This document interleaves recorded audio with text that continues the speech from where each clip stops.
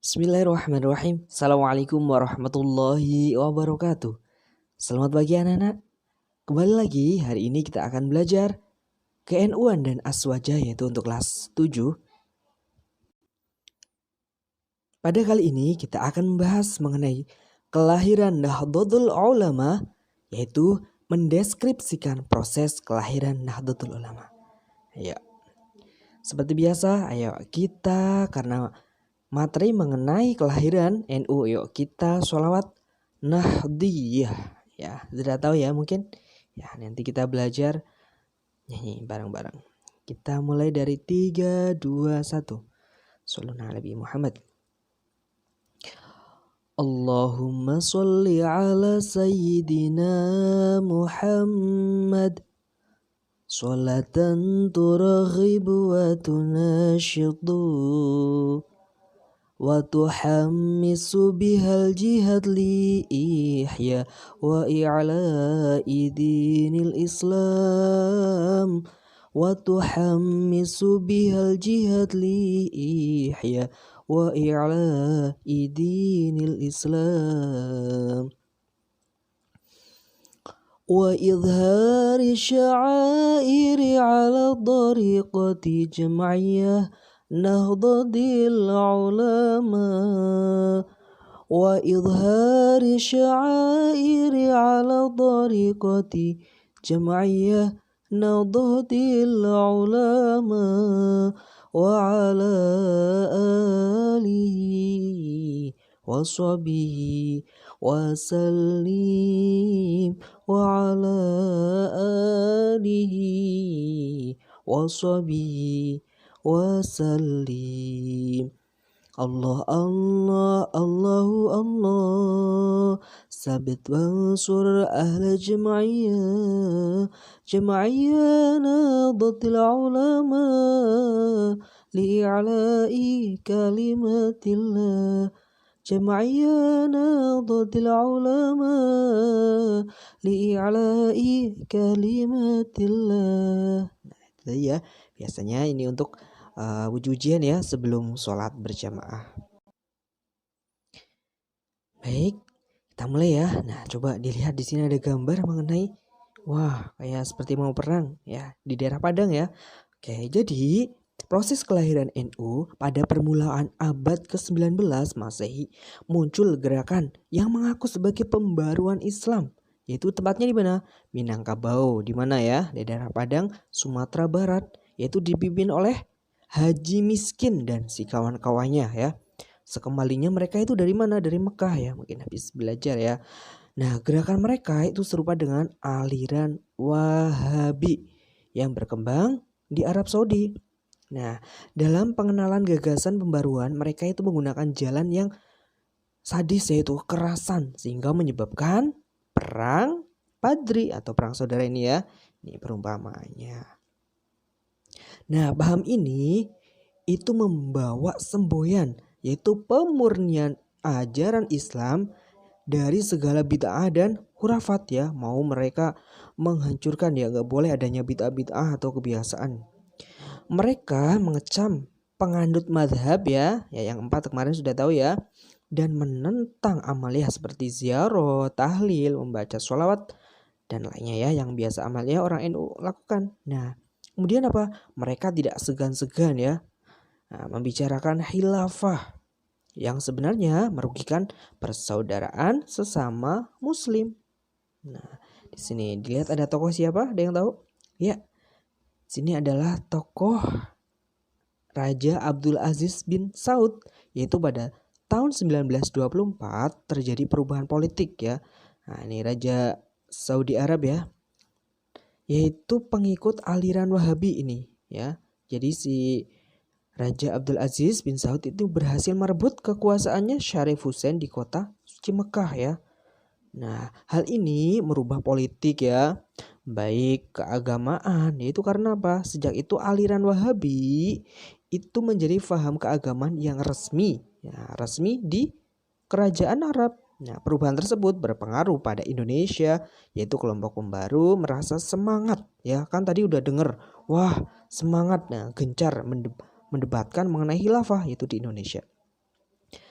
Nah, gimana? Kejadian tersebut kurang dapat diterima oleh ulama pesantren. Sehingga gimana? Saat penjajahan Belanda masih ya, kan saat itu Belanda sedang porak-porandanya sedang menjajah di Indonesia. Nah, malah ada tambahan ini aliran baru ya, atau ada kelompok pembaru ini. Sehingga bisa menyebabkan kerusakan persatuan, harusnya kan bersatu melawan penjajah. Nah, bukan malah sibuk mengurus khilafah. Nah, itu ya. Nih. Nah, seruan dari para ulama pesantren untuk mempererat persaudaraan dan menghentikan perdebatan masalah khilafah tidak memperoleh respon yang baik dari kelompok siapa? Pembaru tadi. Nah, sehingga ketegangan dari kedua kelompok ya sulit dihindari ya, terutama setelah Raja Ibnu Saud itu tadi mengundang umat Islam ya.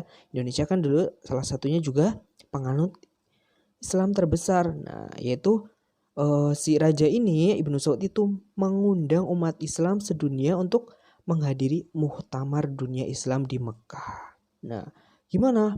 Nah, kan gencar ya. Setelah itu apa? Ada konferensi, yaitu pada bulan Agustus 1925 diadakan kongres ya, Kongres Islam di Jogja yang keempat, dan Kongres Al-Islam yaitu bulan Februari di Bandung.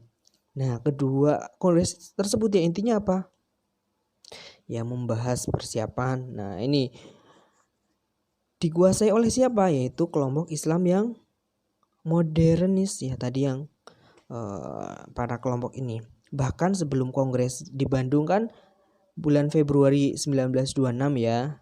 Nah, sebelumnya itu di Cianjur itu diam-diam mengadakan kongres untuk persiapan yang di Bandung. Ya, salah satu hasilnya adalah menetapkan si delegasinya untuk mengikuti Muktamar Dunia, yaitu ada Cokro Aminoto dari kelompok Serikat Islam dan Kiai Haji Mas Mansur dari Muhammadiyah.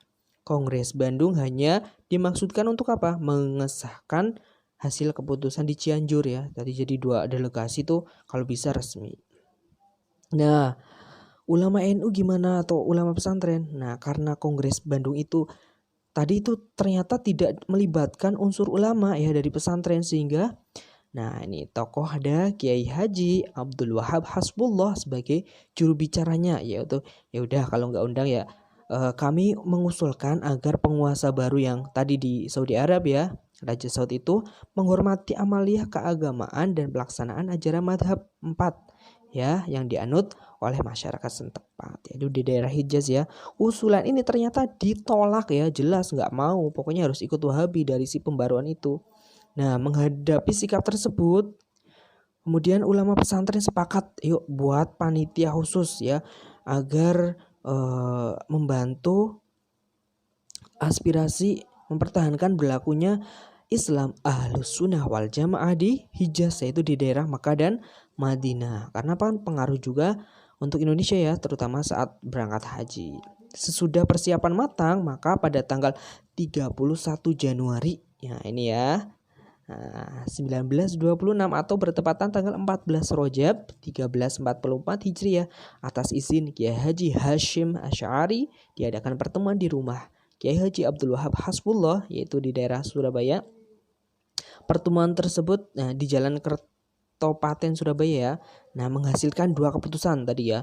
Yuk bantu panitia. Nah, pertama keputusannya apa? Mengukuhkan komite Hijaz ya, sehingga dibentuk ini. Tapi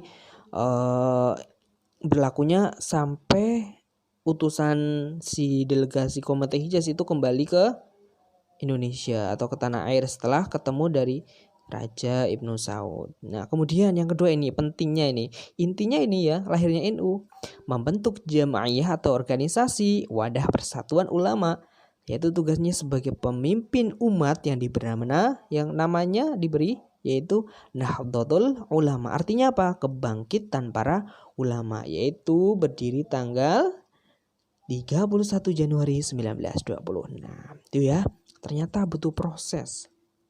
Nah, komite Hijaz ya disepakati untuk mengirim delegasi siapa saja, yaitu Haji Wahab Hasbullah dan Syekh Ghanaim Al-Misri. Nah, fungsinya apa? Menghadap langsung si Raja Saud untuk menyampaikan permohonan agar diberlakukannya kemerdekaan kebebasan untuk bermadhab ya. Nah, kita ada 4 kan madhab. Nah, boleh memilih salah satu dan tetap boleh meramaikannya tempat-tempat bersejarah ya.